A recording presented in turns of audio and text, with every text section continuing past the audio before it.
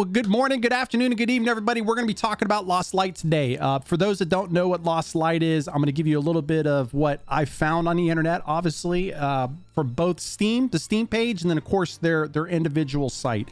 The goal here today is to kind of give you an introduction to the game. Should you play it? All of those type of things as you kind of come into it. It is a unique game. So for those that have not played mobile games, understand this is a mobile game that was ported to the PC. So if you like mobile games, you like the kind of look of them, you know, play Call of Duty Mobile, some of those other type games, then you're probably gonna like this. If you don't play those type of games because you feel like it's clunky and stuff like that, then this game may not be the game that you want to spend time with. The first thing we're gonna do is we're gonna look at Lost Light, kind of the Steam. The very first thing you're going to notice on this page is that it's got mixed reviews. I think a lot of the mixed reviews are from folks that have that don't like playing mobile games, number one. And then number two, this game does take a little bit from Escape from Tarkov. And when I say that, I mean that in the most sincere way. It's a mobile game ported to PC. So yes, they used aspects of what Tarkov is. And it even says on their website that this is a hardcore shooter. Unfortunate for me, I don't look at it as hardcore. I look at this thing as a little bit more casual, right? It's more of a casual game to me than anything, and you guys will see as we play it a little bit later on today. The idea is you come in, you're in an exclusion zone, you're going to come in, you're going to loot, you're going to shoot, you're going to do all those type of things, and then you want to get out with all of the things that you gather, and you're going to take it back to your shelter, which is what you guys are going to see in a minute. And inside of that shelter, you can craft new things, you can build weapons, you can sell things, you can do all of that type of stuff. You can sell it on the black market.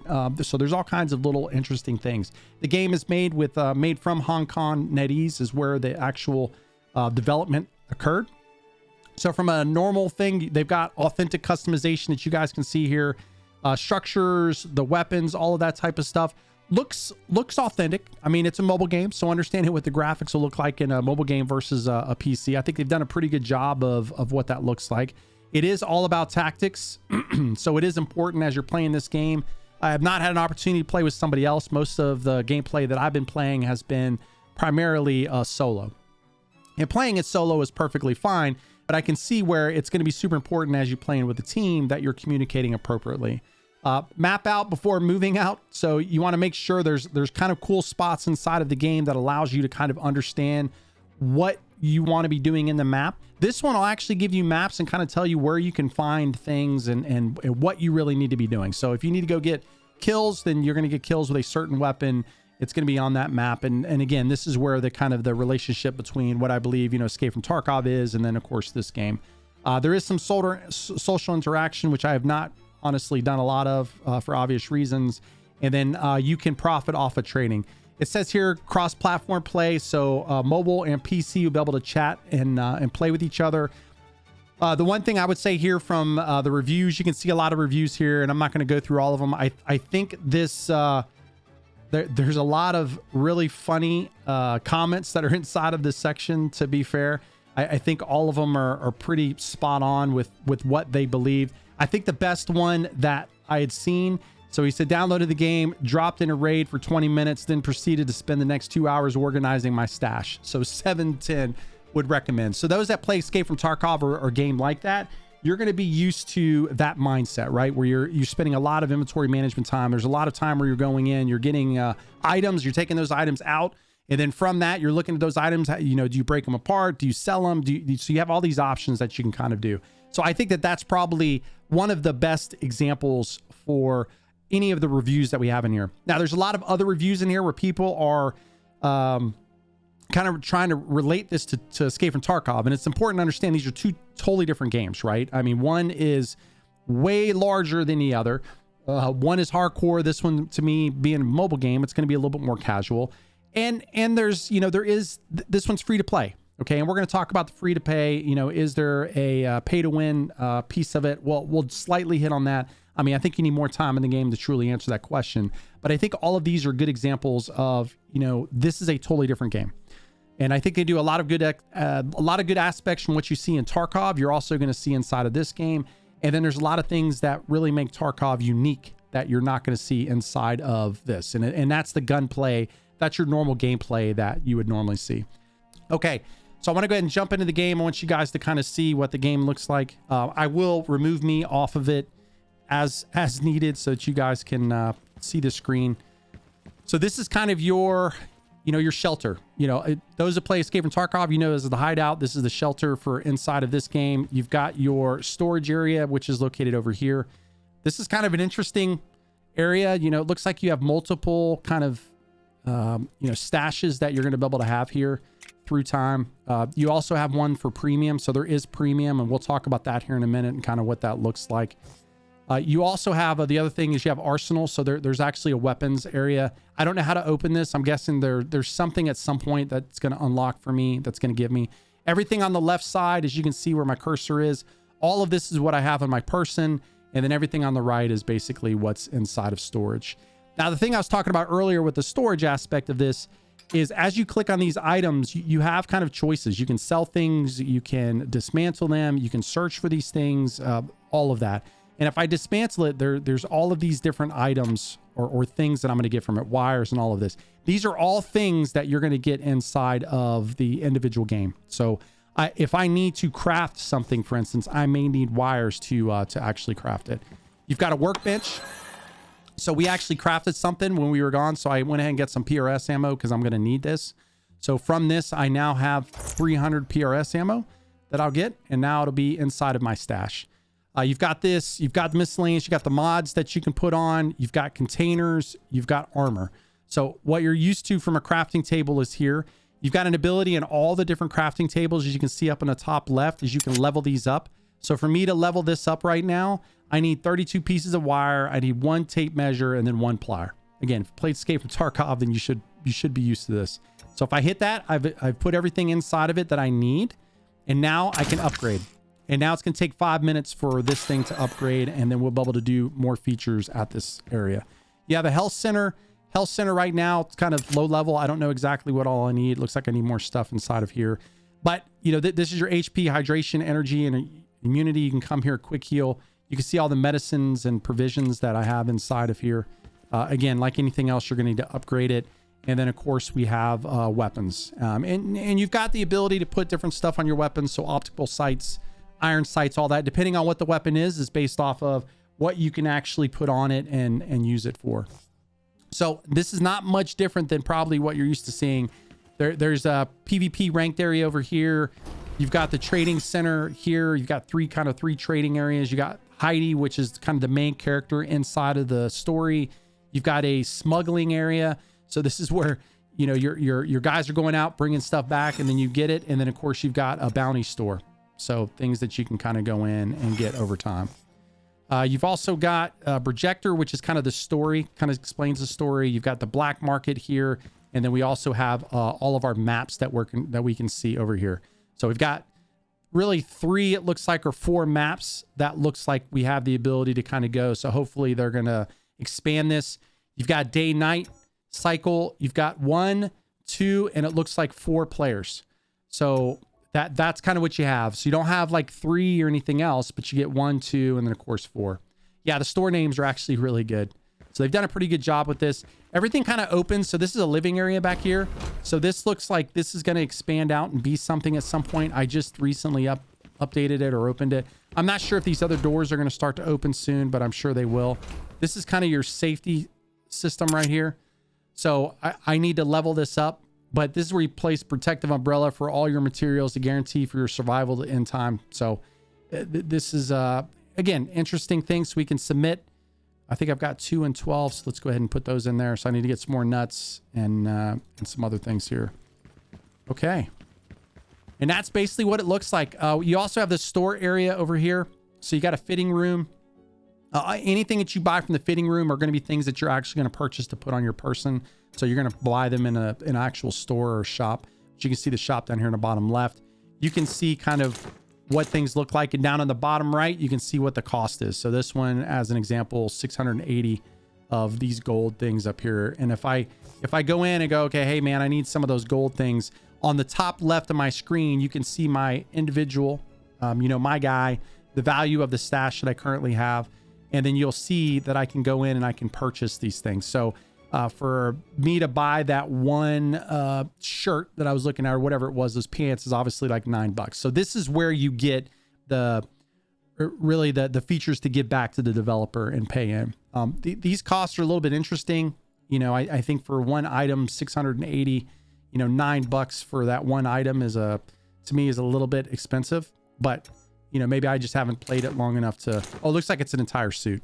I don't usually pay for stuff like that, so I'm not sure if that's a normal cost or what it is. You also have a premium. Now the premium piece of this is kind of interesting. You've got insurance retrieval costs that you're going to get. You have a store ammo purchase limit that you're going to have. You get the black market commission, which is going to be 20%. And then of course your character skill. So all of these things are going to be things that you're going to get based off of things that you're going to do in the game. Okay, workbench. You have 4 areas here. Pretty easy crafting table, right? So we can go in, we can craft all the different things, all the things that we have here. Like I showed earlier, you've got a medical module, intelligence, and then dismantle table. Now your dismantle table, I can go in and I can look at my storage. And for instance, this, whatever this thing is, what is this? Some sort of face massager thing I think is what it was called. Yeah, face massager. So if I dismantle this, I'm going to get some parts back. And then you're going to need those parts for different things that you're going to be putting together. So that's why this becomes kind of an important tool to have inside of the game. Okay, now we're going to look at the top right. The top right, you have all the different areas that you have inside of here. We've got events that are happening. So as I go through the game, you know, I was beginner, obviously coming in. As I go through, you're going to get these things. So if you pick up 10 items, then you're going to get these 2 items and so forth and so on. So right now it looks like I've done everything I can do in the day 1. Now the newbie login, because it looks like I logged in for a total of 2 days. I get to claim a key, looks like some sort of rifle, a multi with a scope on it, and some money. So that's nice. They give you stuff, little, you know, nice stuff every single day, which is nice. It's better than not getting anything at all. And then you also have this newbie level up piece. The other part, I think this is the rebates and the sponsor club. These are all the ones that I think were concerning me as I just don't know enough about them yet to see what these are actually going to be doing as time goes on. So we'll have to look at those a little bit more. The final part of this is you have your mission board. Inside of your mission board, it looks like you're going to have 4 people here. At some point, they're going to open up. I've opened up 2 at this point. So Heidi's the main person. Heidi's going to have all of these different missions that you can kind of go through. And these missions on the right are all things that I've done already. My next mission right now is I need to go eliminate 3 marauders from a distance using 20 meter using the 5.4539 PRS ammo. So that's where we're going to be focused on. It's pretty simple. There are fireflies and marauders inside of the game. So there's 2 different types. So you got to be cognizant that what you think may be the enemy may not be the right enemy. And then down here, you've got your quest rewards. So I've got all kinds of different things that I'm going to get whenever I complete it. And it looks like you can also team up to complete these as well, which is kind of cool. Avril. So this is eliminate 10 marauders. You're going to get a box. And then of course this XP looks like some sort of XP is used for leveling up. So that's how much XP we're going to get.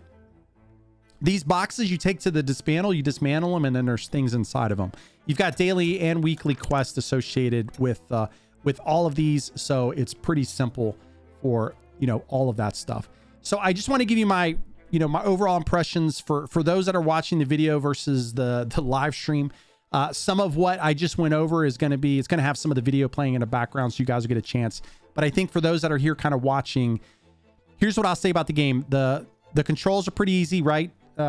Keyboard, mouse, key bindings available in the game. It does not look like a controller works for this game. If you want a controller, I would continue to use a phone and then there. First and foremost, the game is made for mobile.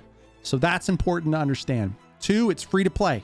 Okay. So as long as you understand both of those things coming in, then you should be okay. Don't come in thinking that this is going to be a, you know, graphics card killer for a 3090 because it's not. I mean, it's meant to be a mobile game. The user interface, as you can tell here on the screen and what you're seeing, it is a little bit overwhelming for new players, especially people who've not played Escape from Tarkov. I do think people coming into the game that are just going to be coming in and kind of checking it out are going to get confused on what all of the buttons are and how to do everything, which over time you're going to get used to it, but it's just something to kind of understand. I know that the game says that it's hardcore, but there's a difference between what Tarkov presents to you or really any hardcore game. Stalker would be another example versus a game like this. I never go into the map and worry about, you know, somebody sneaking around a corner and shooting me like I do in Tarkov and that, right? I may move you slowly to make sure that I capture an objective, but I would say that my feelings about the game, I'm not stressed at all. Like it's a totally different type of feeling when you're playing the game. So I do think that this is a little bit more casual of a game than what they really want you to believe it is.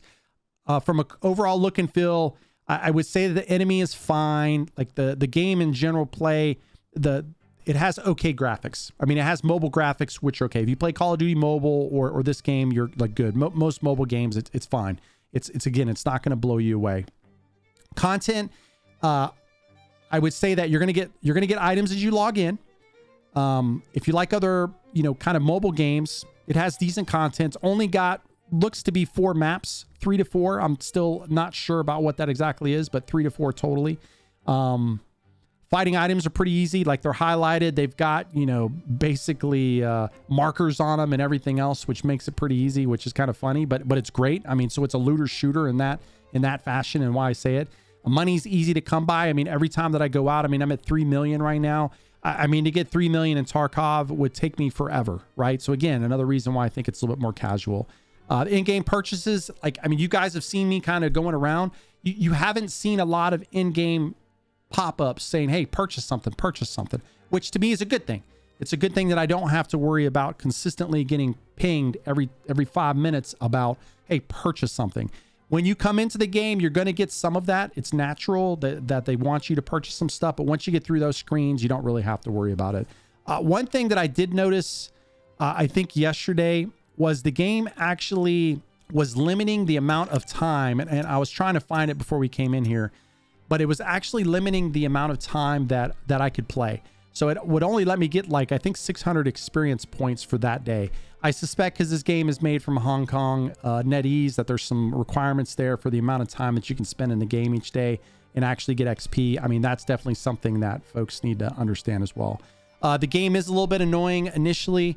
I think it's a good annoyance for people who've not played games like this because it's going to hold your hand. There's going to be green lines on the ground guiding you where you need to do. There's going to be instructions, like all of that. And I think that that's a good thing for people who've not played games like this. For people who have played games like this, that may be annoying, especially those that play Escape from Tarkov and are just looking for something to play off to the side. With that being said, you don't have to follow the green line. So that's the other thing that I learned. That green line, just because you go off of it, does not mean that the game's not going to like you or you're going to get in trouble. You take the game and go the direction that you want to go. The game is going to be a little bit complex in many ways for players that have not done this. Escape from Tarkov, you're going to be able to figure the game out very simple. Questing's fairly easy to understand. I mean, just like I showed you a second ago, this is not difficult to understand. I need to kill 6 marauders and that's it. Okay. I don't need a lot of instructions on what else I need to do here. The big part is you need to read these instructions to understand, is there certain ammo that I should use? Is there a certain weapon I should use, and other stuff like that. So as long as you're doing that, you're going to be perfectly fine in the game. Upgrading your shelter is fairly easy. Every time you come in here, it's like any other game, right?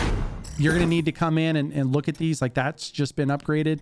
But I need to go up here to the top left of each one of these and kind of look and say, okay, hey, what do I need? What do I need to be looking for as I'm out roaming around? And then what am I going to get whenever I get it? So I know I need tape measure and I need wire.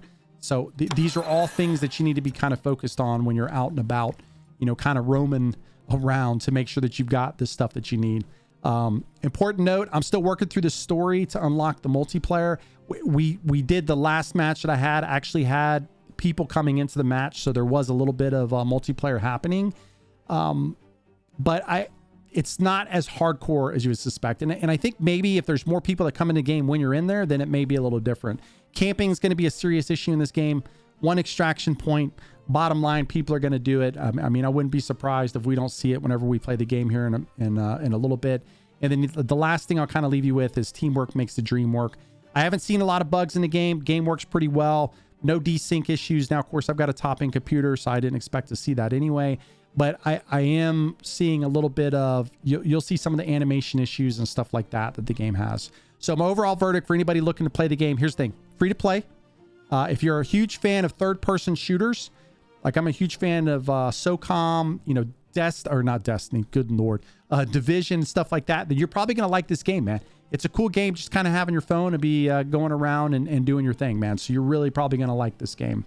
It's one of the better ports from a mobile to PC that I've seen. I think they did a pretty good job of doing that. The game's going to be fun. It is a casual looter shooter. So I think for the majority of people that worry about coming into a game and absolutely getting annihilated, I don't think you really have to worry about that one in this one. And especially if you like the story mode, you're not a sweaty PvP lord, then you're probably going to enjoy this. Overall, I think you should give it a chance if you like these type of games. You like mobile games, you like shooters, you like something that has questing and things like that. I think you're going to be okay and you're going to have fun with it. And you're not going to spend any money. So it's going to be something that that you'll enjoy. All right. Well, hey, I appreciate you guys so much for watching the video. Please do me a favor, hit that like and subscribe button. We'll see you on the next one. This is SenileSarge signing off.